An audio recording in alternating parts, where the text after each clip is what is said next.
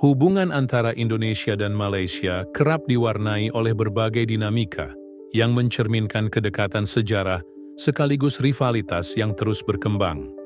Beberapa warga Malaysia tampaknya masih bersikeras bahwa negara mereka lebih unggul dalam berbagai aspek, sementara Indonesia seringkali dianggap berada di posisi yang salah. Tidak jarang, dalam perdebatan di media sosial, muncul komentar yang membawa-bawa nama Presiden Prabowo Subianto sebagai simbol kebangkitan Indonesia di kancah internasional. Salah satu faktor utama yang memperkeruh hubungan ini adalah perbedaan persepsi terhadap berbagai isu bilateral. Menurut laporan dari Antara News, perbedaan pandangan dan kesalahpahaman seringkali menjadi akar konflik antara Indonesia dan Malaysia. Hal ini bisa dilihat dari berbagai isu seperti klaim budaya, masalah perbatasan, serta perlakuan terhadap pekerja migran Indonesia di Malaysia. Meskipun kedua negara memiliki banyak kesamaan budaya dan sejarah, interpretasi terhadap berbagai kejadian seringkali berbeda, yang kemudian memicu reaksi keras dari masyarakat masing-masing. Di tengah ketegangan ini, muncul klaim dari beberapa pihak di Malaysia yang menyatakan bahwa jika terjadi konflik dengan Indonesia, mereka akan mendapatkan dukungan militer dari Inggris. Klaim ini berkaitan dengan keberadaan Five Power Defense Arrangements atau FPDA, sebuah aliansi pertahanan yang melibatkan Malaysia, Singapura, Inggris, Australia, dan Selandia Baru. FPDA dibentuk pada awal dekade ke-7 dan hingga kini masih aktif sebagai wadah kerja sama pertahanan di antara negara-negara anggotanya.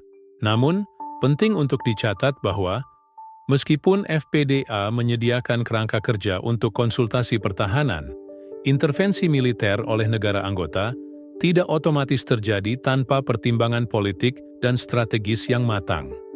Setiap keputusan untuk memberikan bantuan militer akan bergantung pada konteks spesifik dan kepentingan nasional masing-masing negara anggota.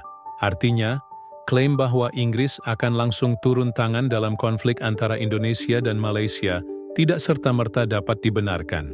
Inggris, seperti negara lainnya, tentu akan mempertimbangkan kepentingan politik dan ekonomi sebelum mengambil langkah militer di kawasan Asia Tenggara.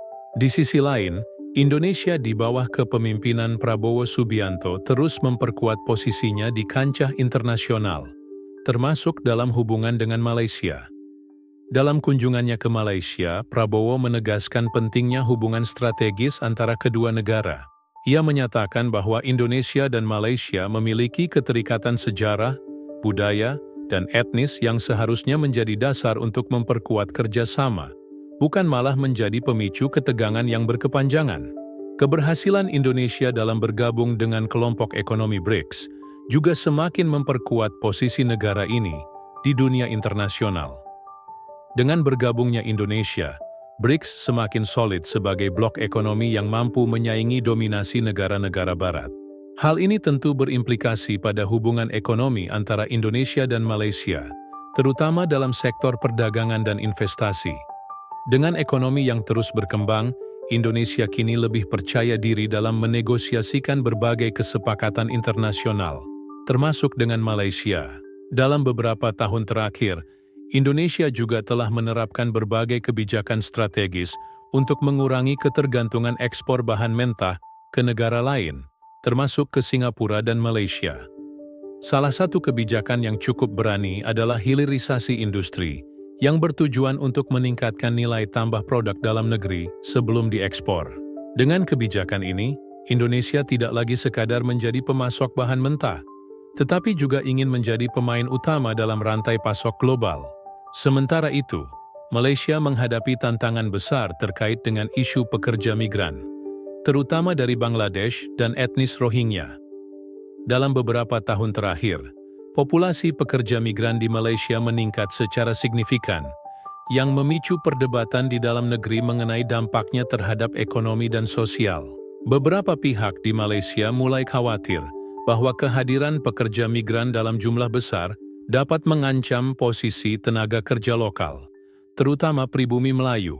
Ketegangan ini semakin diperburuk dengan isu penembakan pekerja migran Indonesia oleh aparat Malaysia. Insiden ini memicu reaksi keras dari pemerintah Indonesia, di mana Menteri Luar Negeri Sugiono menuntut penyelidikan menyeluruh atas kasus tersebut. Wakil Menteri Perlindungan Pekerja Migran Indonesia, Zulfikar Ahmad Tawala, juga membantah tuduhan dari Agensi Penguatkuasaan Maritim Malaysia yang menyebut para pekerja migran tersebut menyerang kapal patroli terlebih dahulu. Kasus ini menyoroti perlunya perbaikan dalam perlindungan tenaga kerja Indonesia di Malaysia, serta diplomasi yang lebih tegas dalam menyelesaikan isu-isu ketenaga kerjaan. Selain isu pekerja migran, persaingan ekonomi antara Indonesia dan Malaysia juga semakin terasa dalam sektor perdagangan dan investasi. Beberapa tahun terakhir, Indonesia telah mengambil langkah-langkah strategis untuk meningkatkan daya saingnya di tingkat global, termasuk melalui pembangunan infrastruktur dan kebijakan hilirisasi industri. Singapura, yang selama ini menjadi pusat perdagangan di kawasan, juga mulai merasa dampaknya dengan kebijakan Indonesia yang semakin mandiri dalam ekspor dan distribusi komoditas strategis. Dalam konteks geopolitik dan ekonomi, hubungan Indonesia-Malaysia masih akan terus mengalami dinamika yang kompleks. Kedua negara memiliki kepentingan strategis yang saling terkait, sehingga kerjasama tetap diperlukan meskipun ada berbagai perbedaan yang muncul. Dengan pendekatan yang lebih diplomatis dan strategi ekonomi yang lebih kuat, Indonesia berpotensi menjadi kekuatan utama di Asia Tenggara, sekaligus memperkuat posisinya di panggung global. Di masa depan, tantangan terbesar bagi kedua negara adalah bagaimana mengelola perbedaan dan menyelesaikan konflik dengan cara yang lebih konstruktif. Diplomasi yang lebih proaktif, kebijakan ekonomi yang lebih inklusif, serta kerjasama yang lebih erat di tingkat ASEAN dapat menjadi kunci untuk memastikan bahwa hubungan Indonesia-Malaysia tetap stabil dan menguntungkan kedua belah pihak. Dengan segala dinamika yang ada, Indonesia saat ini berada di jalur yang tepat untuk menjadi kekuatan ekonomi dan politik yang semakin diperhitungkan. Sementara Malaysia mungkin masih melihat dirinya sebagai pemimpin di kawasan, realitas menunjukkan bahwa Indonesia terus melaju dengan kecepatan yang mengesankan. Tantangan ke depan adalah bagaimana mempertahankan momentum ini sambil tetap menjaga stabilitas hubungan dengan negara-negara tetangga, termasuk Malaysia. Ke depan, persaingan antara Indonesia dan Malaysia tidak hanya akan berpusat pada ekonomi dan diplomasi, tetapi juga dalam bidang teknologi dan inovasi. Indonesia saat ini sedang gencar membangun ekosistem digital dengan investasi besar dalam startup, infrastruktur 5G, serta pengembangan sumber daya manusia di bidang teknologi. Pemerintahan Prabowo diperkirakan akan terus mendorong transformasi digital sebagai bagian dari strategi besar menjadikan Indonesia sebagai pusat ekonomi baru di Asia Tenggara. Sementara itu, Malaysia juga tidak tinggal diam.